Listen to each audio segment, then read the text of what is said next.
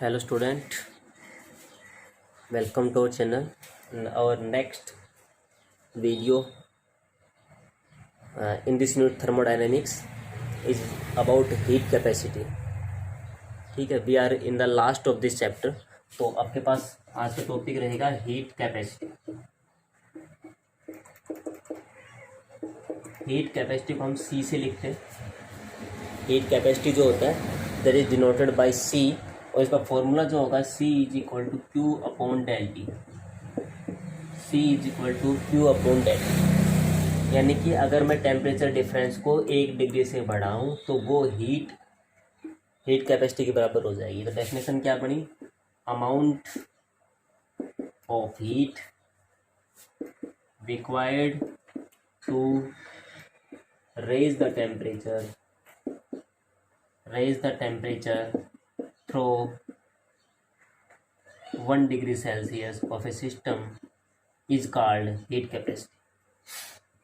Temperature को 1 degree बढ़ाने के लिए जो हीट आपको देनी पड़ेगी that heat is called heat capacity. ठीक है, तो आपके पास एक वर्ड और होता है इसके अंदर, और वो आपके पास होता है मोलर हीट कैपेसिटी. तो सेकंड आपके पास आती है molar heat capacity. Molar heat capacity का फॉर्मूला है, इसको हम सी एम से लिख देते हैं. तो आपके पास सेम होती है, क्यू होता है, टेम्परेचर होता है, और मोल है तो फिर मोल रहेगी.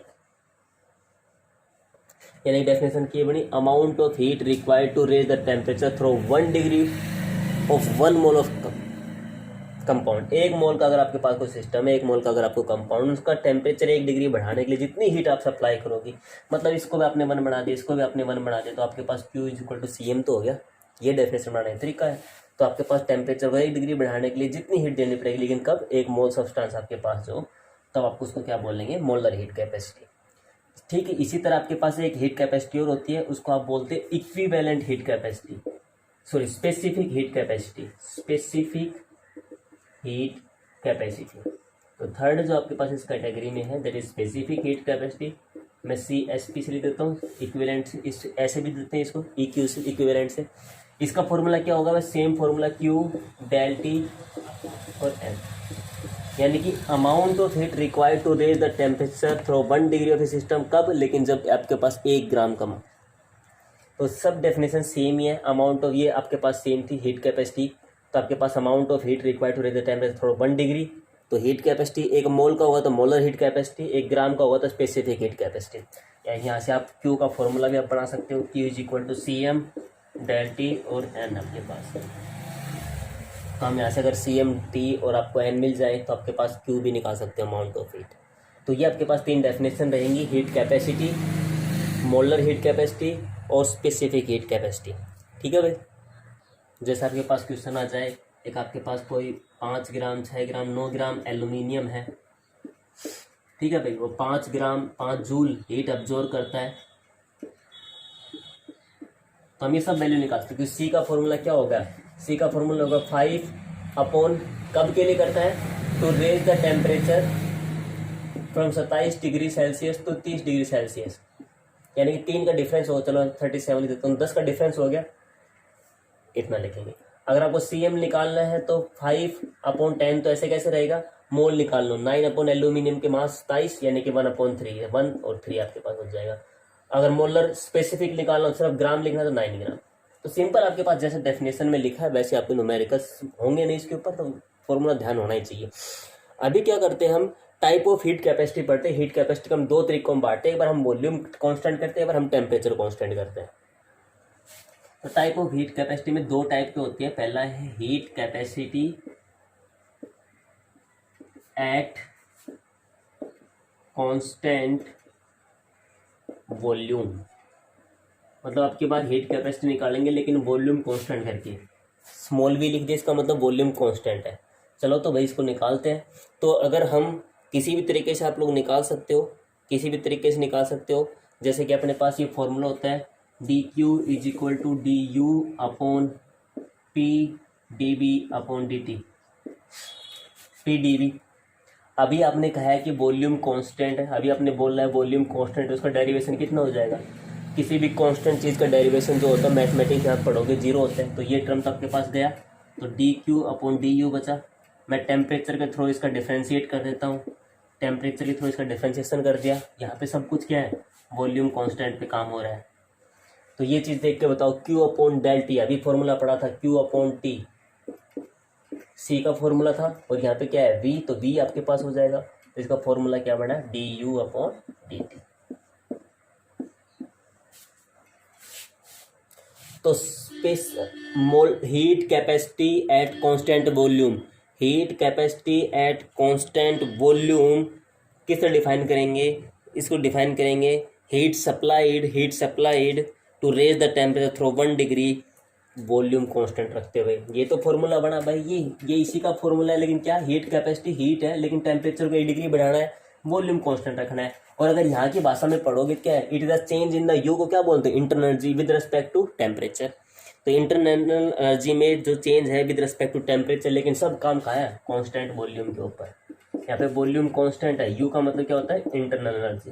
तो इंटरनल एनर्जी में change with respect to temperature, ये आपके पास क्या होगा, हीट कैपेसिटी। तो आप इस फॉर्मूले ध्यान रखेंगे, CV यानी कि heat capacity at constant volume is equal to change in internal energy upon temperature at constant volume. तो ये आपके पास है heat capacity at constant volume. तो सेकंड आपके पास रहेगा that is heat capacity at constant pressure. ठीक है भाई, नेक्स्ट अपने पास है heat capacity at constant pressure, CP लिखते हैं उसको, तो CV लिखा था, CV हमने निकाल दिया था। CV का आंसर आपके पास du अपॉन dt यानी टेम्परेचर एट कांस्टेंट वॉल्यूम है, यानी इंटरनल एनर्जी का चेंज टेम्परेचर के साथ। उसको आप काफ़ी तरीके एक तरीका हमने सीख लिया, आप लोग ऐसे निकाल सकते हैं, क्योंकि C का फॉर्मूला क्या होता है, dq अपॉन dt। ठीक है भाई, तो इसको, और यहाँ पे अगर थर्मल का पहला ला यूज करें तो पहला ला का फॉर्मूला क्या होगा, du upon P D V, thermal का फर्स्ट ला है। इस चीज़ को मैं उठा के यहाँ पुट कर देता हूँ, चलो यहाँ पे पुट करेंगे तो C इज इक्वल टू, इसमें पुट कर रहा हूँ भाई इस वैल्यू को, dt हो जाएगा, तो सब के नीचे dt कर देता हूँ। कांस्टेंट वॉल्यूम पे काम करेंगे तो ये चीज़ आपके पास जीरो हो जाएगी, dv जीरो होता है, आपके पास du अपॉन dt बचा। चलो इसको देखते हैं, आपके पास कांस्टेंट प्रेशर के ऊपर अगर होता है तो उसको आप लोग लिखते हैं CP से, यानी कि heat capacity at constant pressure, यानी कि amount of heat required to raise the temperature through 1 degree of constant pressure.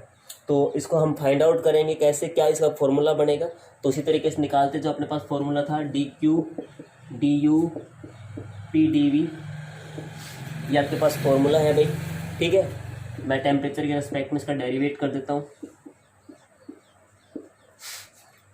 Clear है। तो अब क्या करना है अपने को, तो अब हम क्या करें, हमने H पढ़ा है, H क्या पढ़ा है, U प्लस पी डी। ठीक है भाई, मैं U को इस साइड लेता हूँ, H को इस साइड लेके जाता हूँ, तो आपके पास U जो टर्म था, सॉरी यहाँ पे U था, यहाँ पे H, तो ये आपके पास PV को इस साइड ले आता हूँ, मैं डेरिवेट करता हूँ, तो DH अपॉन dt टेम्परेचर के रेस्पेक्ट में P dV upon dt is equal to du upon dt। ये वैल्यू उठाओ यहाँ पुट कर दो, ये वैल्यू उठाओ यहाँ पुट कर दो, तो क्या बनेगा, dq upon dt is equal to, उठाओ इसको, dh upon dt minus P D V upon dt और plus P D V upon dt।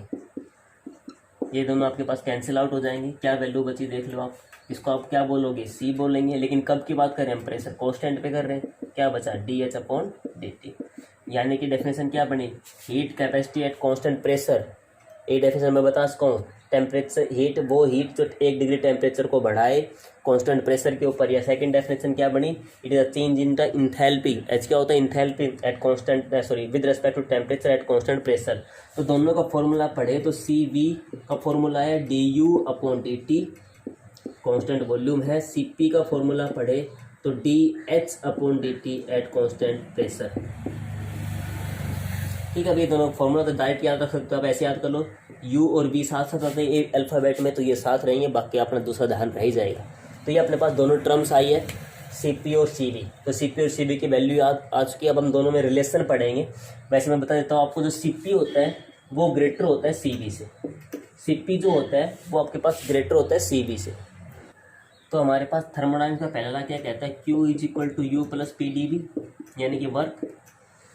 अगर मैं वॉल्यूम कांस्टेंट करता हूँ, अगर मैं वॉल्यूम को कांस्टेंट करता हूँ तो सबको पता है dV जीरो हो जाएगा, यानी क्या होगा, Q is equal to U, यानी जितना हम हीट सप्लाई करेंगे वो इंटरनल एनर्जी बढ़ाने में काम करेगा, जितना हीट सप्लाई करेंगे वो वर्क करेगा इंटरनल एनर्जी को बढ़ाने में।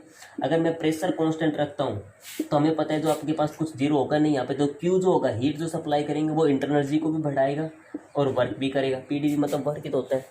तो मतलब यहाँ पे जो हीट है वो सिर्फ एक काम कर रहा है, यहाँ पे जो हीट है वो दो काम कर रहा है। तो ऑब्वियसली इसको दुगनी एनर्जी चाहिएगी, मतलब ज़्यादा एनर्जी चाहिएगी ऑब्वियसली।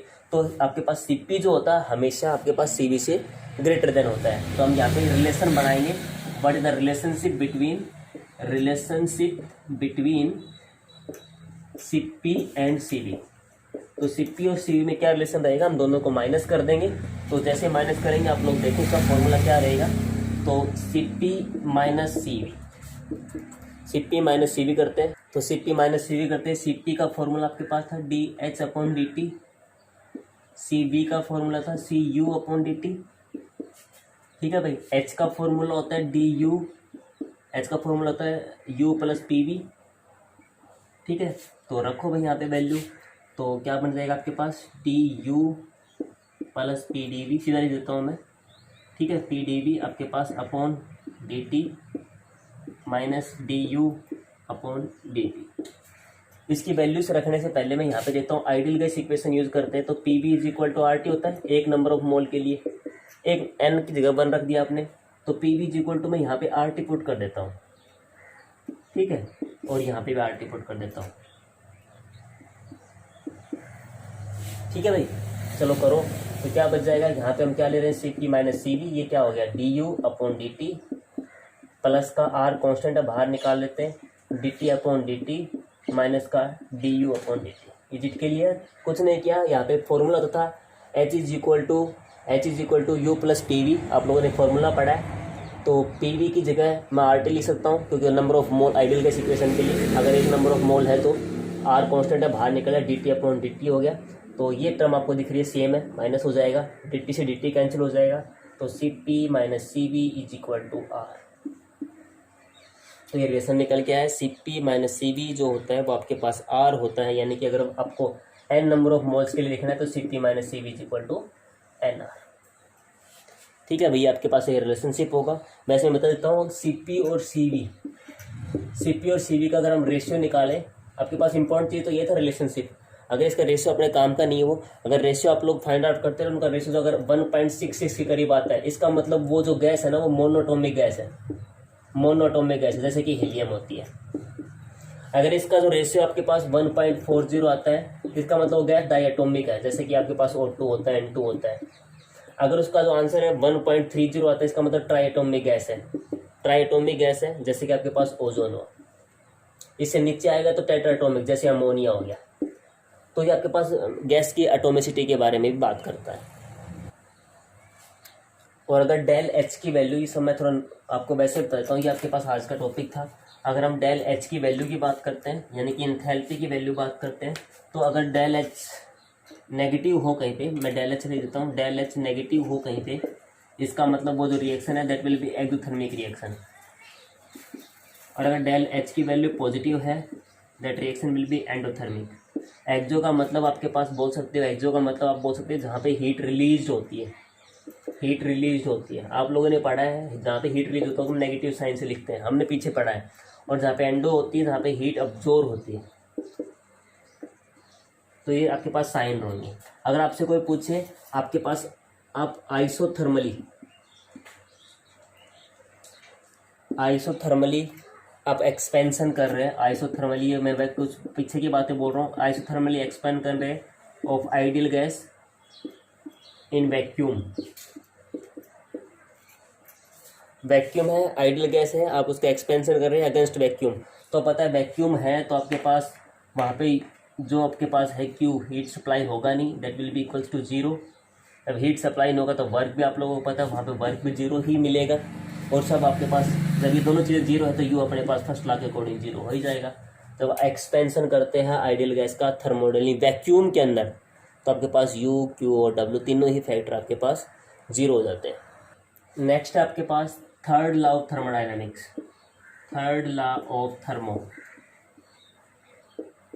हम फर्स्ट सेकेंड लॉ पढ़ चुके हैं। फर्स्ट लॉ था आपके पास एनर्जी जो होगी that will be constant, second law था कि एंट्रोपी बढ़ती रहेगी। फर्स्ट लॉ जो फिजिबिलिटी के बारे में नहीं बताया, फिर आपके पास सेकेंड लॉ आता है थर्ड लॉ क्या कहता है, अगर आपके पास कोई परफेक्टली क्रिस्टलाइन सॉलिड है, परफेक्टली क्रिस्टलाइन सॉलिड आपके पास है, परफेक्टली क्रिस्टलाइन सॉलिड जो होती है उसका 0 केल्विन को क्या बोलते हैं आप, अब्सोल्यूट टेम्परेचर, अब्सोल्यूट 0 टेम्परेचर या अब्सोल्यूट टेम्परेचर।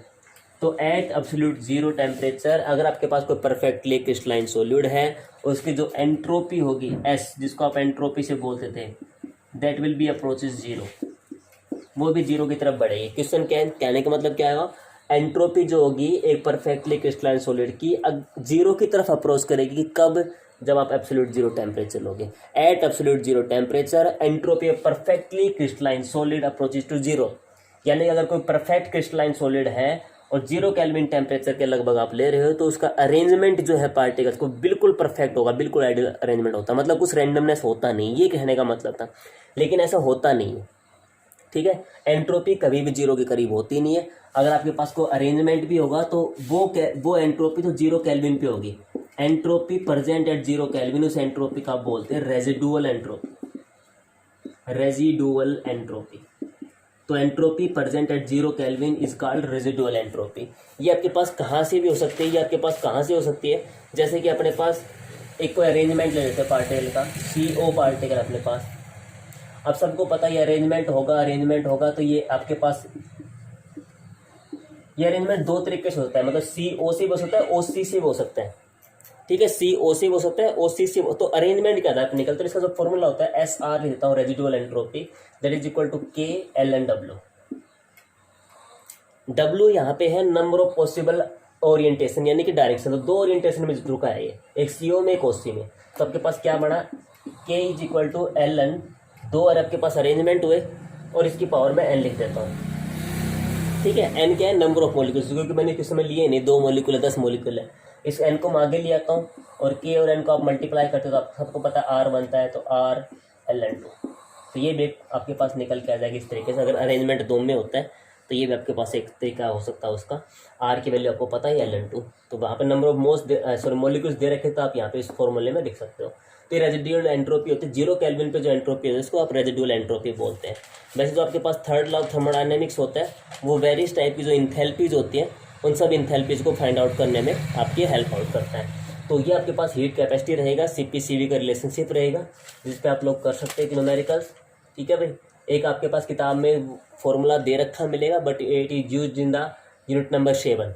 वो आपके पास फॉर्मूला क्या होता है, KP is equal to KC RT की पावर Δn।